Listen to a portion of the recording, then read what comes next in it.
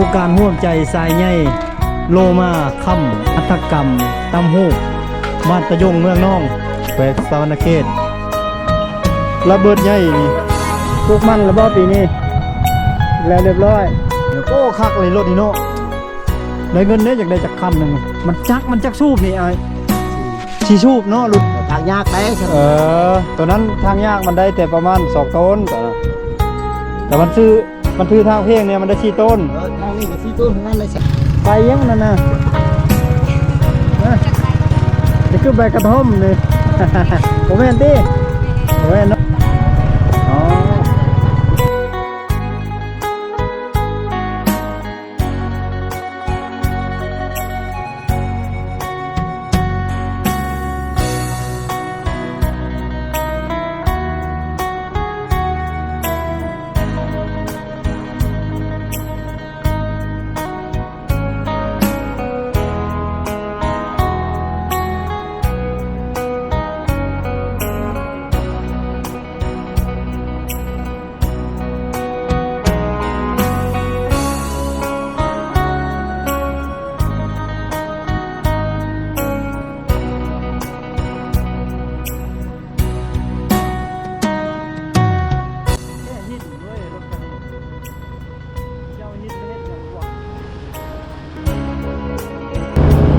บ้านตะยงเมืองนองแขวงสะวรรณเขต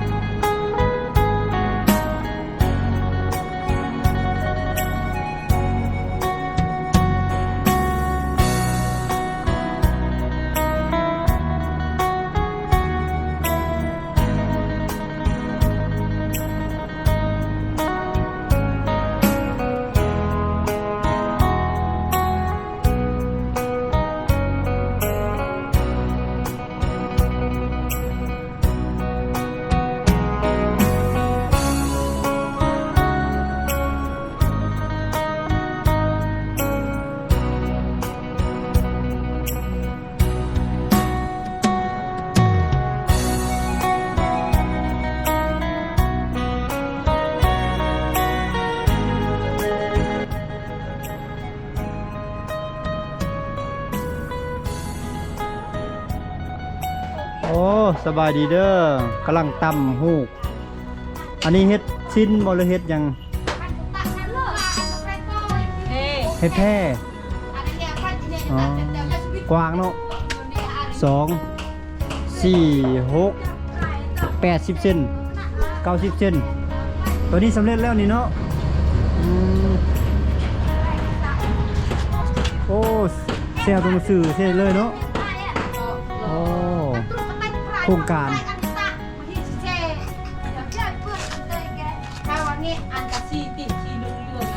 เป็นโครงการของคัดตึงเพิ่นมาส่งเสริมเนาะโครงการร่วมใจสายใหญ่โลมาค่ำโอ้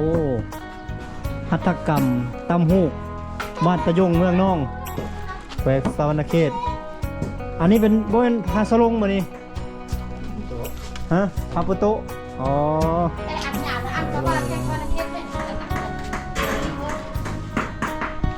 คิดว่าเฮ็ดคือแถวนั้นบ้านนั้นทางบ้านนั้นตาจะเตี้ยนเป็นฮูกข้างในคืออยู่แกงอาลองนะอยู่แถวนี้บ่ได้เฮ็ดบ่แบบนั้นแบบฮูกนะระเบิดใหญ่นี่ว้าวโธ่เฮ็ดเสาโซ่หัวคันไดเนาะ620 ปอนด์250 ปอนด์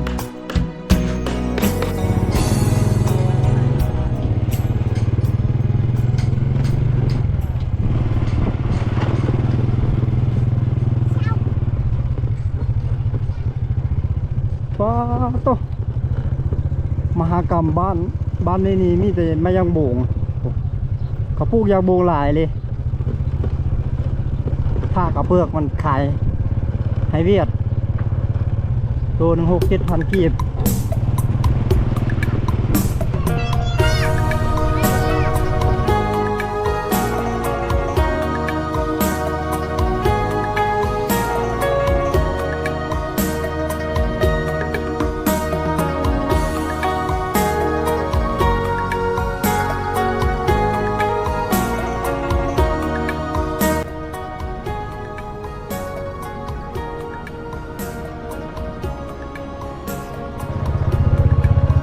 และนี่คือสินค้ากสิกรรม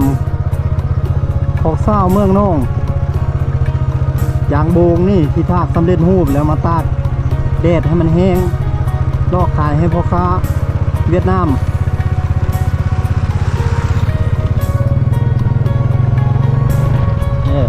บ้านหลังนี้ก็ตากเต็มอยู่หน้าบ้านนะ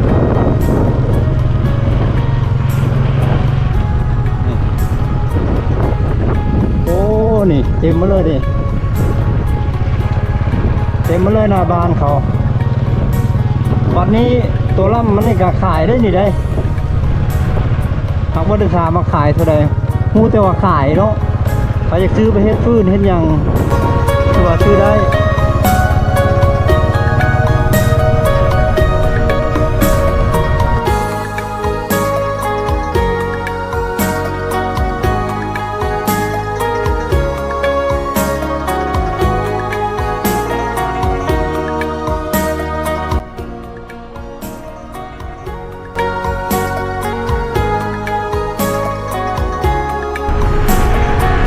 ระเบงน้ำ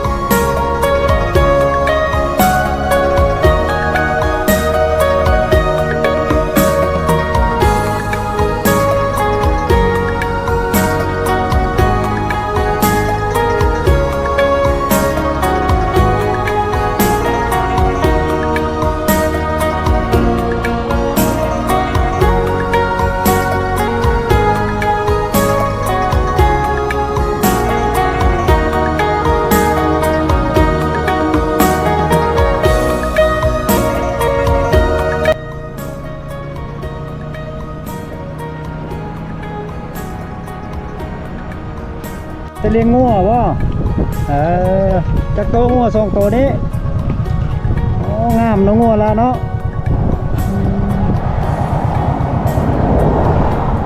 งัวงาม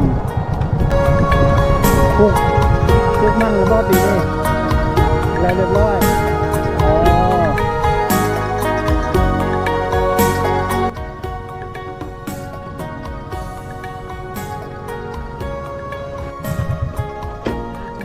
อ๋อรถเป็นยังเบรกติดบ่โอ้ โอ้แกมันไปมึงนอกหัวนี่โอ้แกมาใช่แกมาเตะเต้าอีกอย่างเนี่ย อะไร ตังไรเนาะโอ้คักเลยรถนี่เนาะได้เงินได้จากได้จากคันหนึ่งมันจักสูบนี่ไอ้ สี่ ชีสูบเนาะรุ่นนี้เนาะ เออ มันเป็นรถของจีนมันหรือของเวียดเนี่ย ของจีน โอ้คักเนาะ โอ้ตามันตัวนี้ถือว่ามันมีโล่ได้เนาะปกนาเนาะโอ้บืนรอนานำโอ้ยคักครับเห็นอยู่สารวัตรเขาขายหลายรถแบบนี้เนาะ แมน อ๋ออันนี้ก็ว่าขอโทษน้ำลายมาได้นี่คันเราซื้อต้นทางนี่ นี่แหละประมาณ100ปลาย ร้อยเท่าไร ประมาณได้เลย607 106 107เนาะตัวนี้แพงเนาะ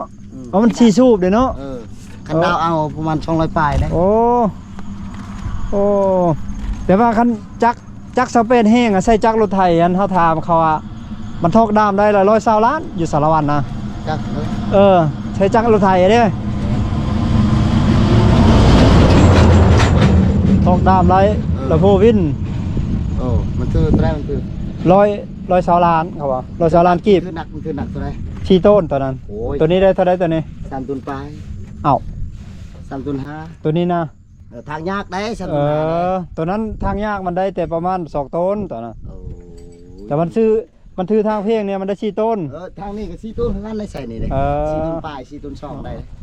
โอ้แต่ว่าตัวนี้สิมาตรฐานกว่ามันจักสีสูบเด้ แม่น ตัวนั้นมันจักสูบเดียวตัวนั้นนะแต่ว่าสเปนแห้งเขาว่า ไปได้ โดยทอกน้ำได้นี่เนาะ ทองน้ โอ้กัดจ้าชดประมาณ170นี่ ำ เนาะโอ้โดยเอาเลยสุกดี น่าโอ้เยอะโอ้ทางเร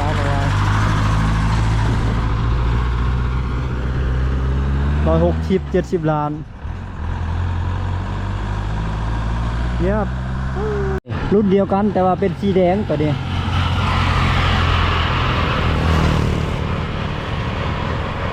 265,600 บาทอัตราแลกเปลี่ยน1 บาทต่อ640กีบเด้ออัตราแลกเปลี่ยนมาตรฐานทุกคนเลยเดี๋ยวคิดเป็นดอลลาร์เบิ่งดอลลาร์เนาะ170 ล้านมันสิตกประมาณเท่าไหร่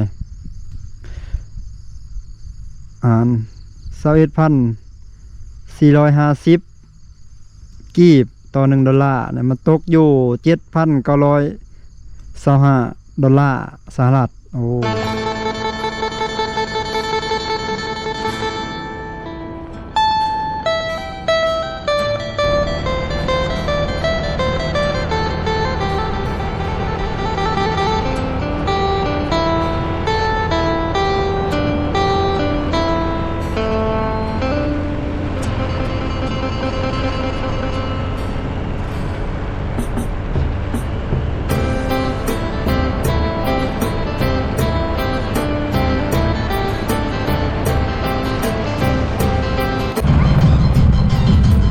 ไปใช้ปุ๋ยเช้ามาอันดองวะโธ่ ที่ภาษาวันเดย์เด็ดเย็บโอ้มางานดองอันนี้คุ้นๆอยู่ โอ้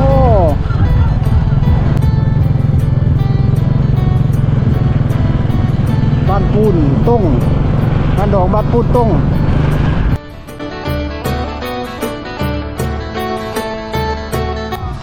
เป็นอีกหนึ่งสถานที่ที่ว่ามีเราเข้าตั้งเป็นจุ่ม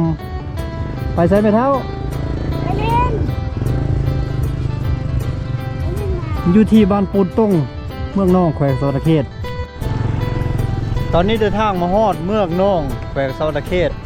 ภาคกลางของประเทศลาวเลยทุกคนเลยแต่ว่าใช้เวลาในการเดินทางจากเมืองเตาเอ้ยมาฮอดนี่3 ชั่วโมงช้าหน่อยเนาะเพราะว่ามาจอดตามทางตลอดเวะตามทางตลอดเพื่อเก็บเอาภาพบรรยากาศวิถีชีวิตตามเส้นทางการเดินทาง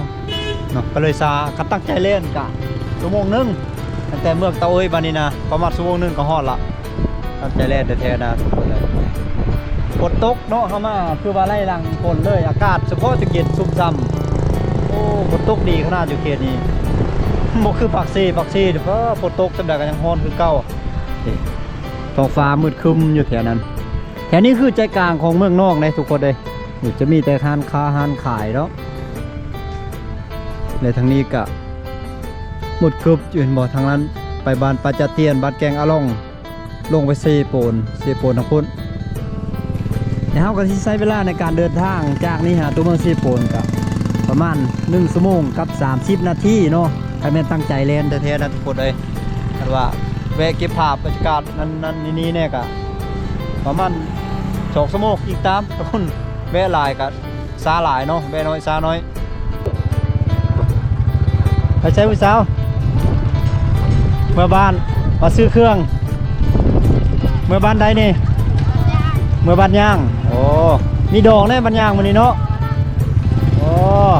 ไปเด่นน้ำเขาอ่ะ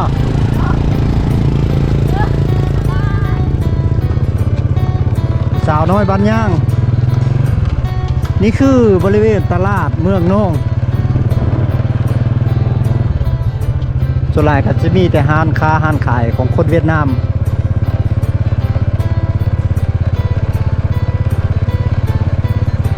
ตลาดเซาตลาดเล่งอยู่นี่ละสองฟ้าข้างๆก็จะมีห้างลาบห้างก้อยห้างเสือ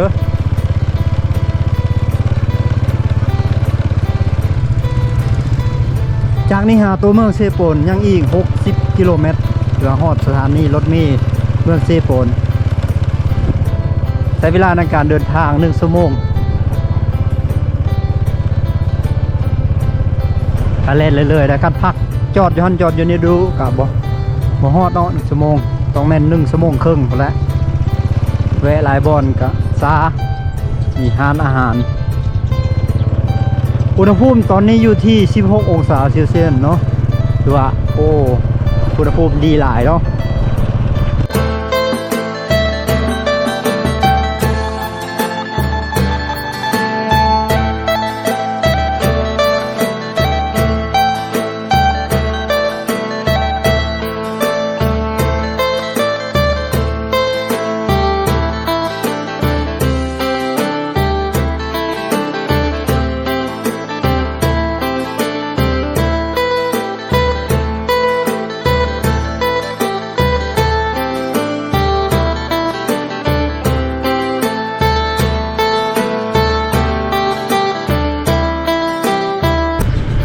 ร้านซ่อมแปลงในกระลายอยู่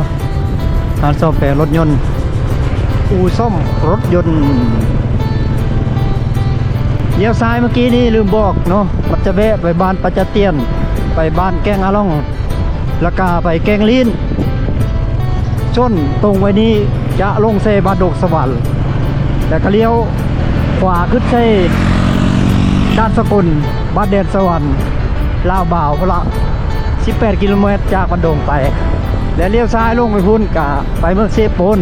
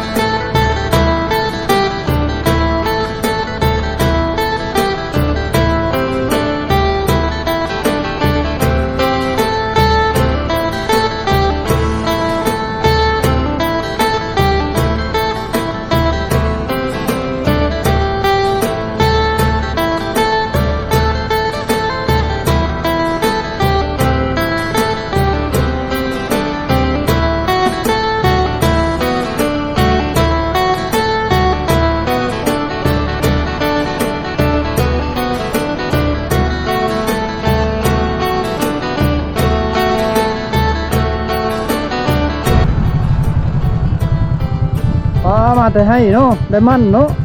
ป้ามันต้นหัวใหญ่แท้เดี๋ยวปลูกแล้วกับพุดเอาหัวมาพร้อมเนาะตัวไปยังนั่นน่ะนี่คือใบกระท่อมนี่ โมเมนตี้โมเมนเนาะไปสองคนสองไอ้น้องมาเลี้ยงหมูกันนี่สองไอ้น้องจะอยู่บ้านยังบ้านนรงค์นี่บ่นรงค์ไม่เนาะชื่อยังชื่อแพงฮะชื่อแพงเนาะอ๋อแต่เก่าอยู่บันสลีพุ่นอ๋อไปเอาโบกตัวบันสลีอ๋อบันเกิดเลยบันสลีเนาะบันสลีดีเมืองน่องคือกันบ่บันสลีนี่อ๋อที่แยกเนาะโดยเอาไปก็เด้อใจขอบใจ